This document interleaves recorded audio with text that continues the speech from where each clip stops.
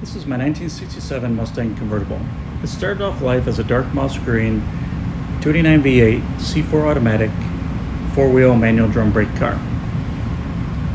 I decided to make this car my next do-it-yourself low buck restoration. As you can see in the pictures, this is how I bought it.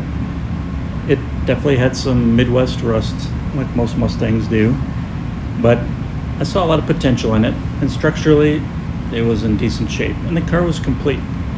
The doors opened and closed good, had good door gaps, which told me that it had good potential. The first aspect of the restoration that I tackled was the mechanicals. I don't have a lot of pictures of that, so I'll just kind of explain what I've done throughout the years. The 289 has been replaced with a 351 Windsor from a 1969 Cougar that I had in my garage.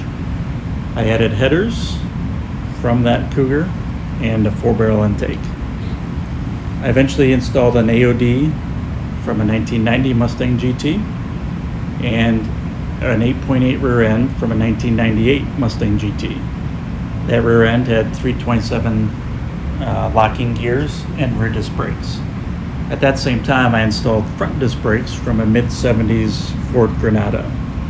I also installed a power booster for the brakes, which made the car a power steering, power disc brake, overdrive automatic car, which makes it a great cruising car, great driving car. I've also added different wheels, as you'll see in the pictures at the end of this video, from a 1999 to 2004 Mustang GT. They look like a torque thrust. They're the bullet style wheel. It's a 17-inch wheel, and that wheel fit perfect in the back of the car with that 8.8 rear end. In the front, I needed to use a 1-inch spacer to make it fit correctly. This gives the car a nice, more modern look and a great drive. It made the stance on the car what I consider almost perfect. The pictures you'll see now are the finished product. This has taken a few years.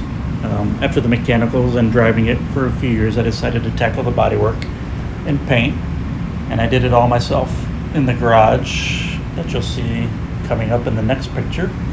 It's an old 20 by 20 garage, and that's where I do all my auto restorations. And a teaser for the next video that will include a lot of the bodywork and paint is I actually painted this car with spray cans.